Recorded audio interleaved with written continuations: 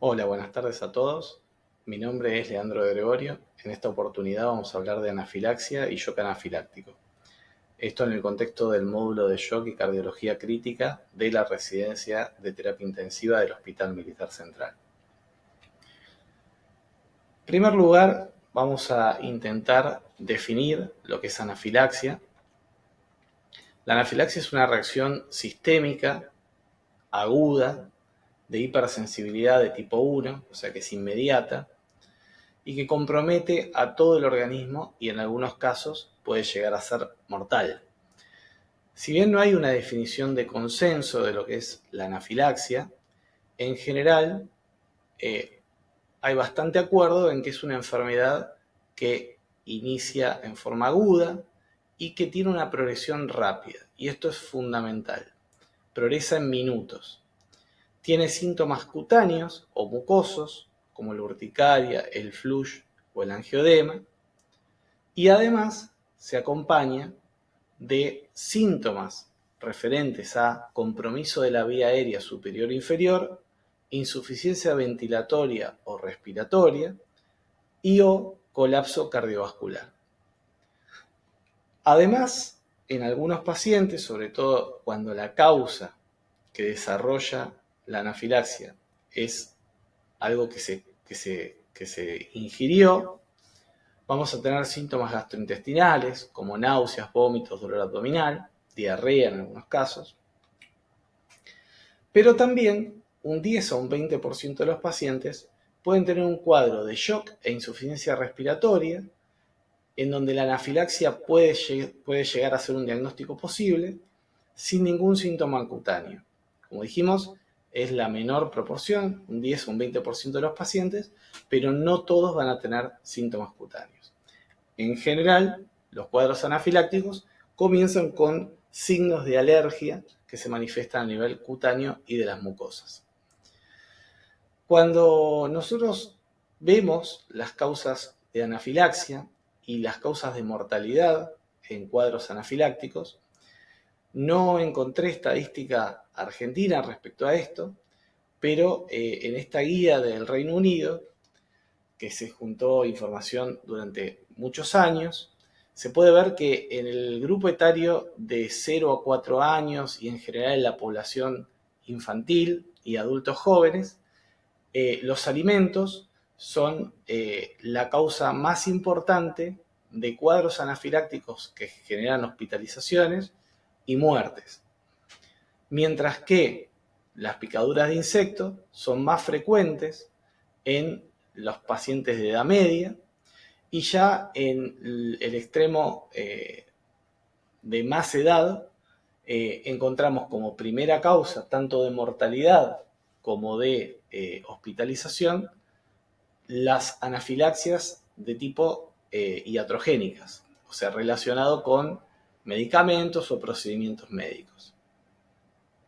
Y justamente cuando uno desglosa un poquito más, vemos que algunos disparadores habituales, en los niños sobre todo, de lo que uno come, son los manís, los frutos secos y la leche de vaca, y esto genera el 35% de las hospitalizaciones y el 19% de las muertes por anafilaxis.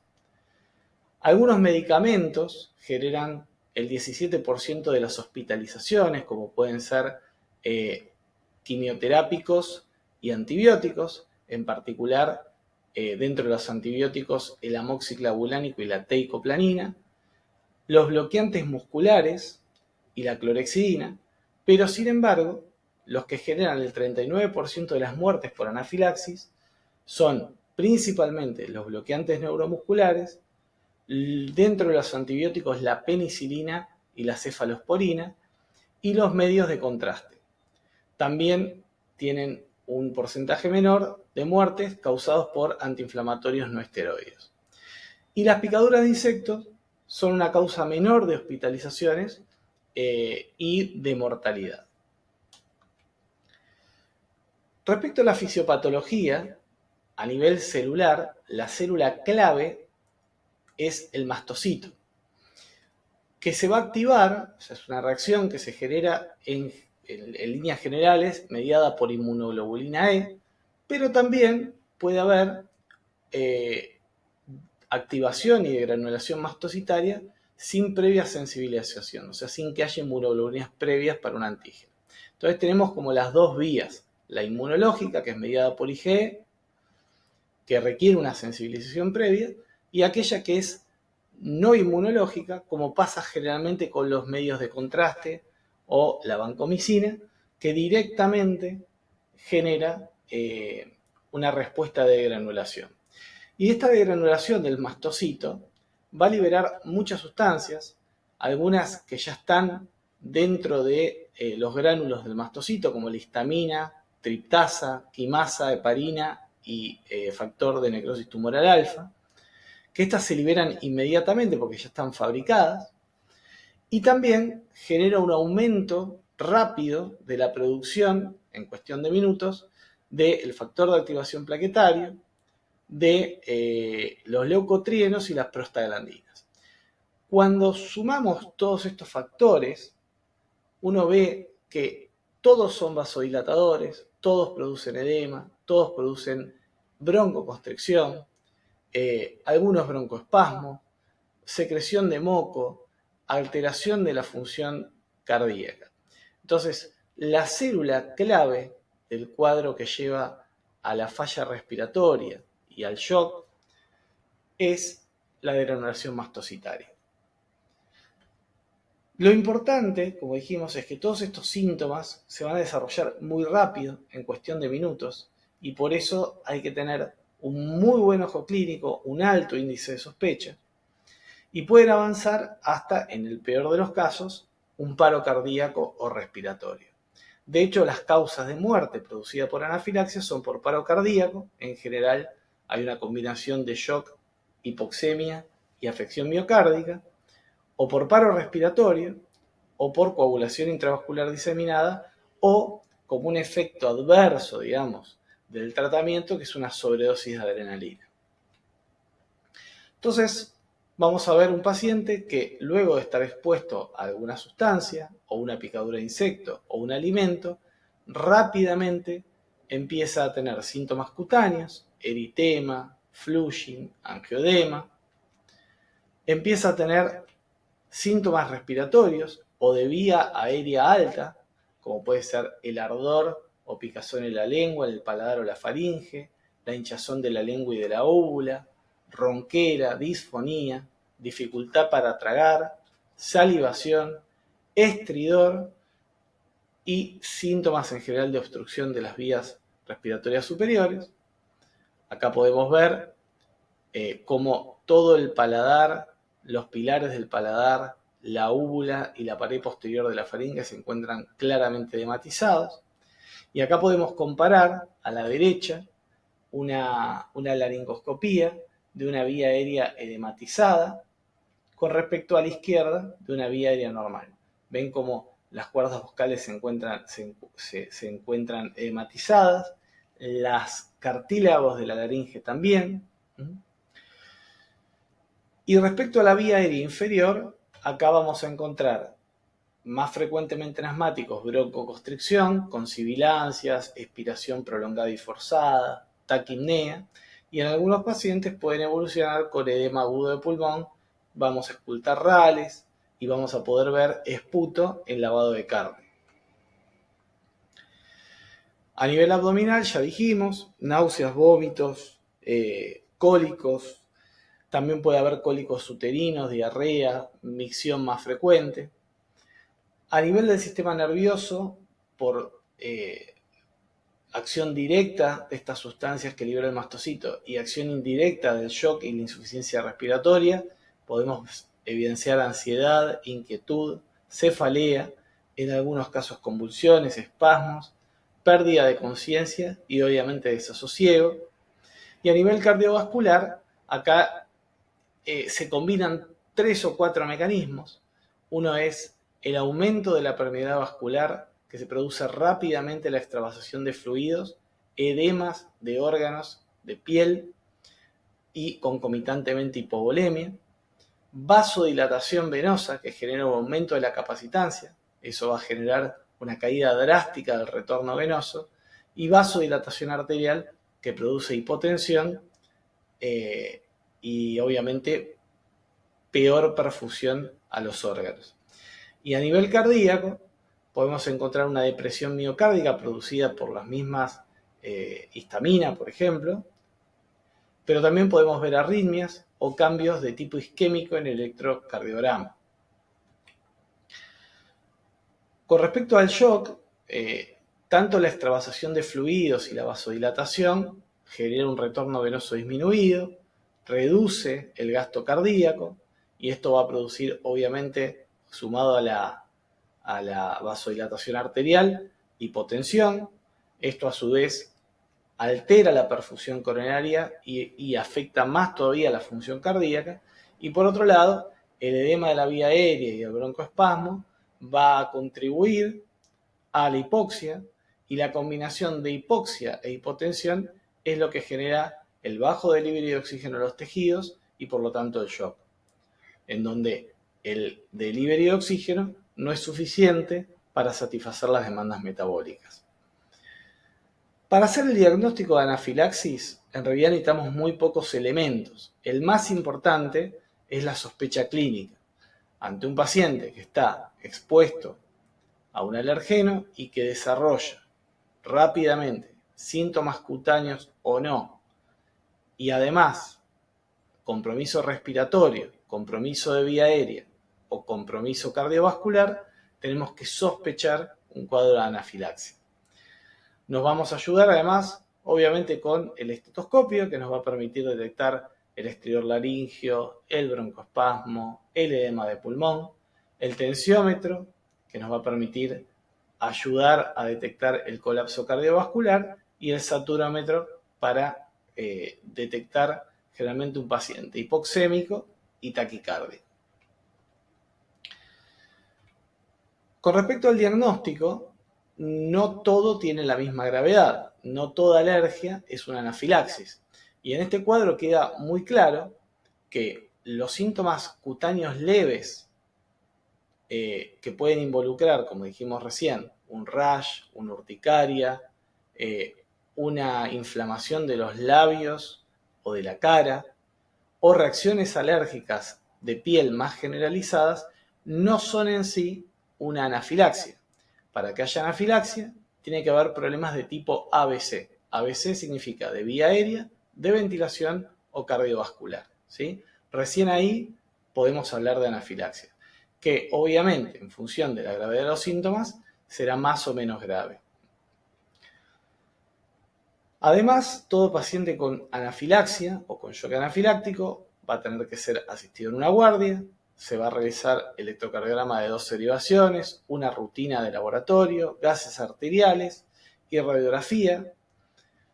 Y a nivel bioquímico específicamente, el marcador de la anafilaxia es la triptasa sérica, que es uno de los principales productos de liberación de los gránulos del mastocito. Ahora bien, no está disponible con facilidad en todos lados. De hecho, en ese trabajo del 2017 que hicieron en Latinoamérica, se veía que no era accesible en Argentina el dosaje de triptasa, tal vez hoy sí.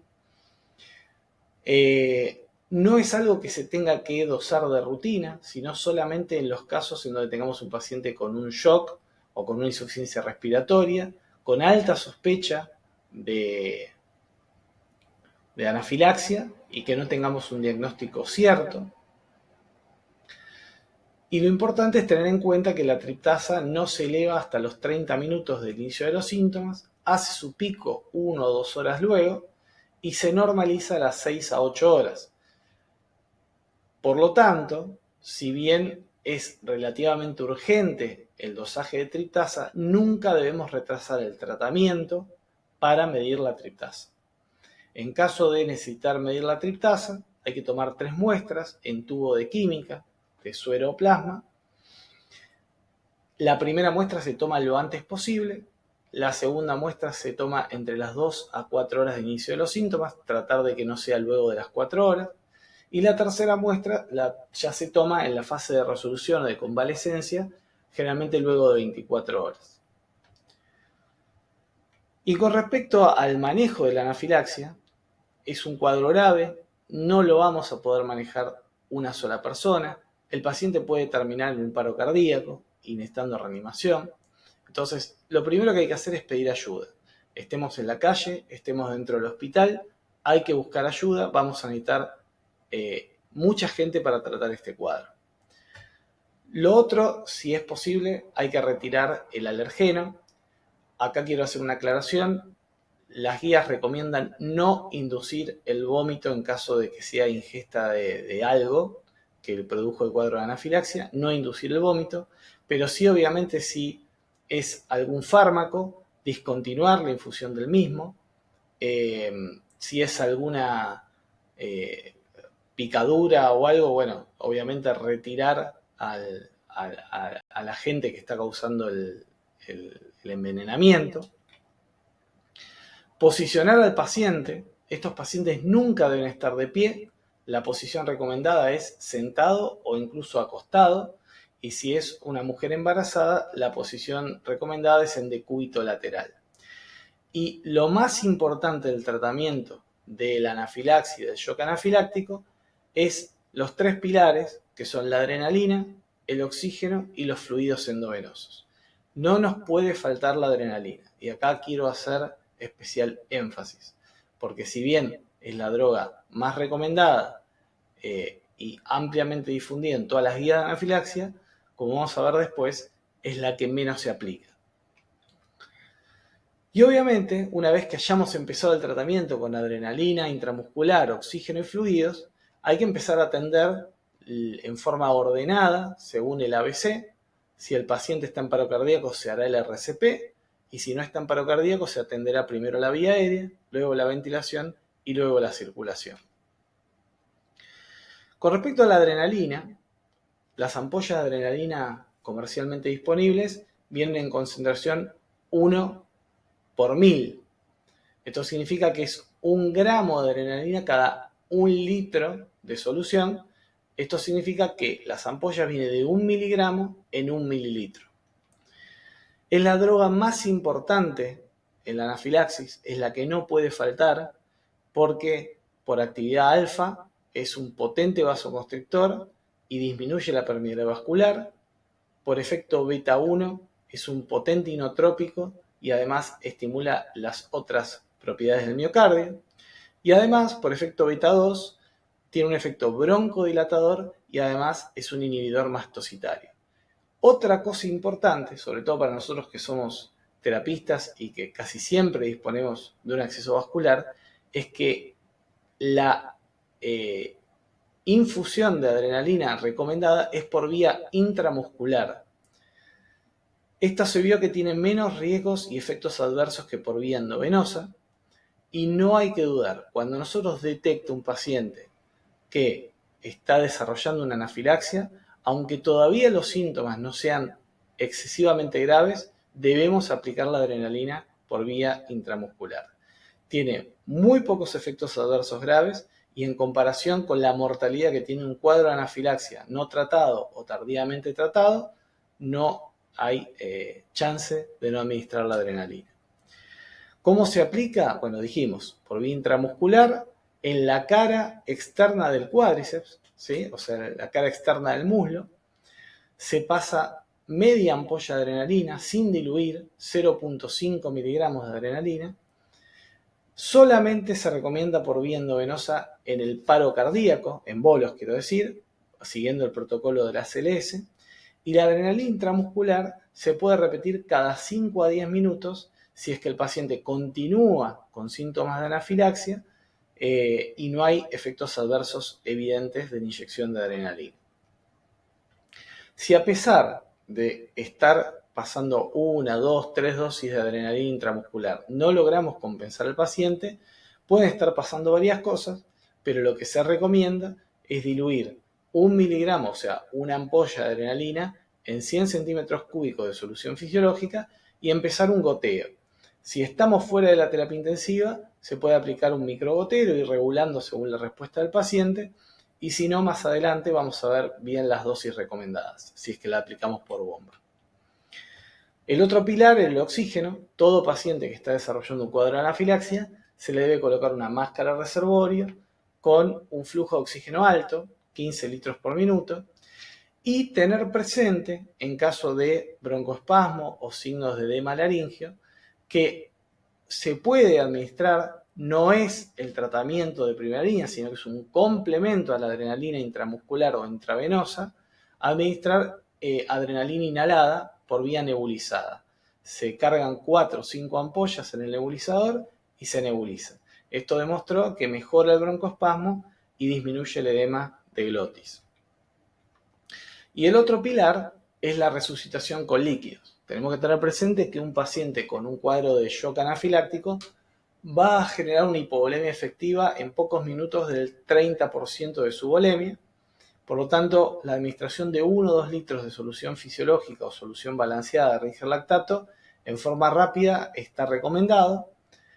No hay que utilizar coloides. Y hay que recordar que cuando no encontremos ningún acceso endovenoso, la vía intraósea es una posibilidad.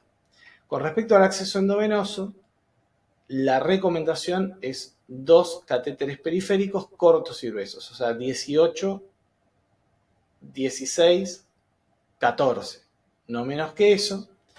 Con esto recordar solamente que con un Avocat 18 podemos pasar 6 litros de cristaloides por hora y que con un 14 podemos pasar 16 litros de cristaloides por hora. Y esto es muy superior al flujo que podemos pasar por una vía central. Por lo tanto, no es importante colocar una vía central en un paciente que está desarrollando un shock anafiláctico. Con 2 catéteres cortos y gruesos podemos reanimarlo de sobra. Por otro lado, algunas consideraciones en caso de que haya un paro cardíaco. Si bien el estándar de la adrenalina, digamos, es por vía intramuscular, en el caso del paro cardíaco nos vamos a adherir al protocolo de la ACLS. Acá lo importante son las compresiones que sean efectivas y de calidad, y por otro lado, la adrenalina endovenosa cada 3 a 5 minutos. Una ampolla cada 3 a 5 minutos. Obviamente hay que intentar no parar las compresiones por nada y mucho menos para tratar de intubarlo. Como vamos a ver después, la ventilación se la podemos asegurar con una bolsa mascarilla. Y hay que tener en cuenta, cuando buscamos las causas reversibles del paro cardíaco, que estos pacientes con shock anafiláctico, la causa de paro son la hipovolemia y la hipoxemia. Por lo tanto, tenemos que abordar esos dos temas y ventilar al paciente, como dijimos recién, con bolsa mascarilla, con ciclos de 30 compresiones y 2 ventilaciones, y eventualmente, si decidimos colocar una vía aérea avanzada, un dispositivo supraglótico o un tubo endotraqueal, podemos independizar las compresiones de la ventilación. Lo otro importante es el volumen. Un paciente con paro cardíaco debemos reponer agresivamente el volumen intravascular, como vimos recién. Muchas veces con 2 litros de cristaloides es suficiente, muchas veces necesitará bastante más. Con respecto a la vía aérea, dijimos, en general los pacientes con anafilaxia responden a la adrenalina y es muy raro que requieran ser intubados, y además intubarlos es técnicamente muy difícil por el edema que se genera en toda la vía aérea. Una opción es el dispositivo supralótico, una máscara laringea o un Convitud, y en caso de que no logremos o no tengamos esto y decidamos intubarlo, la persona que intuba debe ser el más experimentado que dispongamos. Esto no es una situación en donde podamos poner al R1 a practicar intubación. Acá podemos ver en este video, ahora cuando empiece de nuevo vamos a poder ver el edema que tiene, no las cuerdas vocales en este caso, sino los cartílagos laringeos. Fíjense lo que cuesta introducir el tubo, pero en este caso no por edema de las cuerdas vocales, sino de la laringe. Ahora cuando empiece de nuevo el video van a poder ver acá, fíjense, el edema que tiene la pared posterior de la laringe. Eso era lo que en este caso estaba dificultando la intubación. Fíjense cómo no progresa el tubo, hubo que hacer varios intentos y finalmente se terminó logrando ventilar con un videolaringoscopio. Con respecto a la ventilación, bueno, en general los pacientes con dificultad pero van a respirar solos, solamente es necesario ventilarlos en los casos de paro cardíaco o paro respiratorio, y como dijimos, en general la ventilación va a bastar con una bolsa mascarilla y eventualmente ventilación mecánica si se termina intubando al paciente. Respecto a la bolsa mascarilla, recordar la correcta posición de la mano y el correcto sellado de la vía aérea con la mascarilla, con la mano en C y luego apretando con la otra mano la bolsa. Y si mejor todavía disponemos de dos operadores, un operador sellará la vía aérea con la máscara y el otro generará el bolseo. Para corregir en esta imagen, fíjense que está bolseando con las dos manos cuando en realidad se debe bolsear a una mano.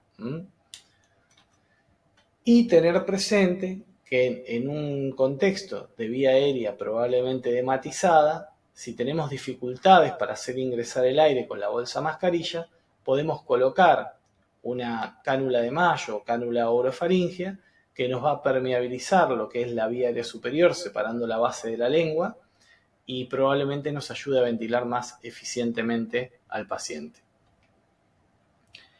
Otras medicaciones que juegan un papel secundario, y quiero remarcar secundario, en el manejo de la anafilaxia, son complementarias y nunca deben retrasar la administración de adrenalina, oxígeno y fluidos. Los antihistamínicos anti-H1, como puede ser la difenidramina, es importante tener presente que no tienen efecto a nivel cardiovascular y a nivel respiratorio, por lo tanto, si el paciente ya está con un cuadro de anafilaxia, o sea, tiene compromiso respiratorio o cardiovascular, la difenidramina no le va a servir para nada. Además, tiene un inicio de acción más lento y sí sirve para tratar las reacciones cutáneas o de las mucosas. Debe administrarse solamente en cuadros alérgicos leves, o sea, no anafilaxia, o en la anafilaxia cuando el cuadro ya está estabilizado. Con respecto a los glucocorticoides, también en la etapa aguda tiene un papel muy secundario, tiene un lento inicio de acción, no se deben usar de rutina y nunca deben reemplazar a la adrenalina. Se puede considerar hacer corticoides luego de la reanimación inicial para los casos refractarios con asma persistente o con shock en curso, y se puede administrar obviamente endovenosa, pero si no se dispone, bueno, podemos administrarlo en un paciente que esté medianamente lúcido por vía oral o bien por vía rectal.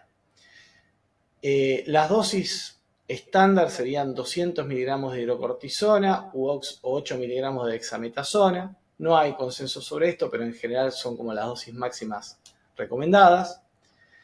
Y con respecto a los broncodilatadores inhalados, el salbutamol no es la primera línea de tratamiento. Se supone que, como vuelvo a insistir, la primera línea de tratamiento para tratar el broncoespasmo es la adrenalina por vía intramuscular y subsidiariamente la adrenalina por vía inhalatoria, pero el salbutamol se puede administrar en los casos de anafilaxias que ya están tratados con adrenalina y continúan con broncoespasmo severo. Se pueden hacer 2 a 4 PAF si utilizamos serocámara o 5 miligramos por vía nebulización. Y vamos a hacer un pequeño apartado para los cuadros de anafilaxia refractaria, que por definición es aquella anafilaxia que persiste con síntomas cardiovasculares o respiratorios y que requiere continuar con tratamiento luego de 2 dosis de adrenalina por vía intramuscular. En general, los cuadros de anafilaxia refractaria puede ser porque retrasamos mucho la administración de adrenalina o porque la dosis que estamos administrando de adrenalina es insuficiente. En otros casos, puede ser que aún persista la liberación de mediadores inflamatorios y mucho más raro son los cuadros de taquifilaxia hacia la adrenalina. Con respecto al tratamiento de la anafilaxia refractaria, bueno, no varía demasiado del tratamiento de la anafilaxia, pero sí algunas consideraciones. Este es un paciente que ya se atendió en la guardia, se empezó el manejo con adrenalina, fluidos, oxígeno y no mejora, y administramos nuevamente adrenalina intramuscular y no mejora, por lo tanto es probable que requiera continuar su tratamiento en terapia intensiva.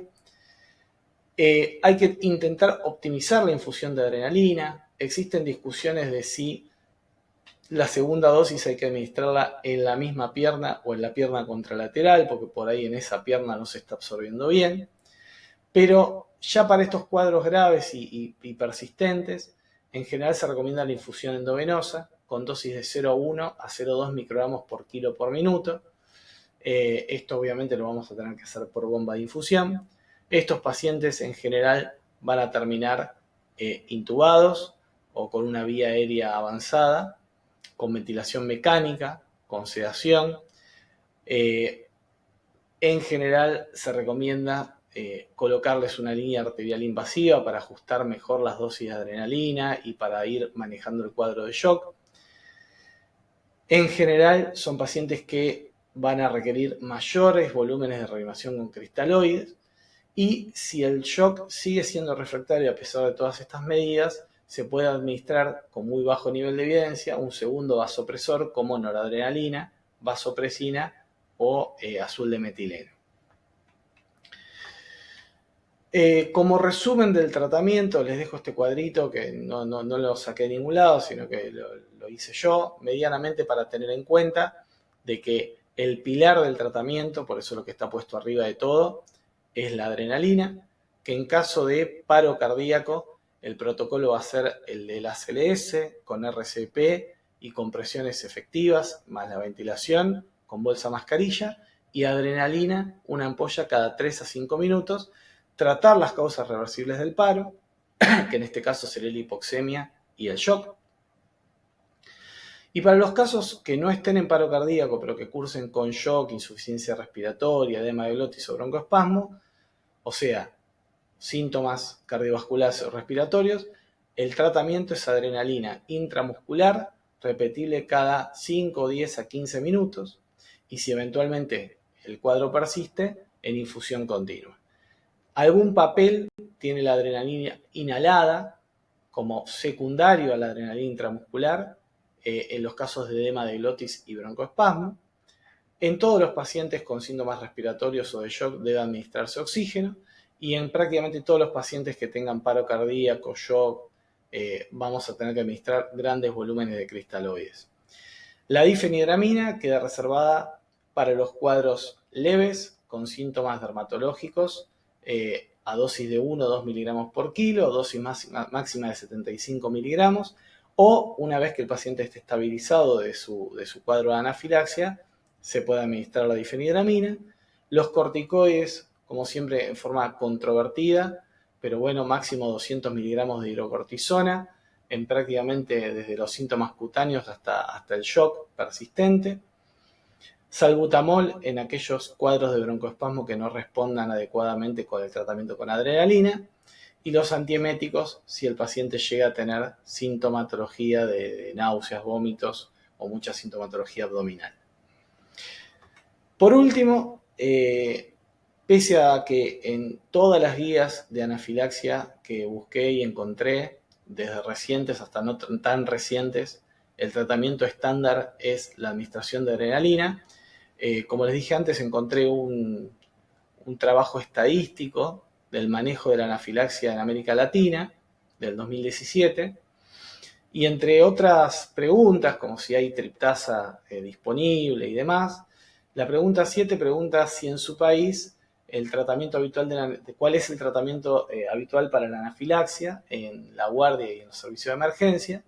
Y fíjense que en Argentina, República Dominicana, Uruguay y Venezuela, menos del 20% de los pacientes con anafilaxia reciben adrenalina. O sea que en general podemos decir que los cuadros de anafilaxia no están correctamente tratados en el 80% de los pacientes. Me llamó mucho la atención esta información, por eso se las dejé. Y nuevamente para hacer hincapié de que el tratamiento al que tenemos que apuntar cuando detectamos un paciente anafiláctico es adrenalina por vía intramuscular. Bueno, muchas gracias. Cualquier consulta me avisan y quedo a su disposición.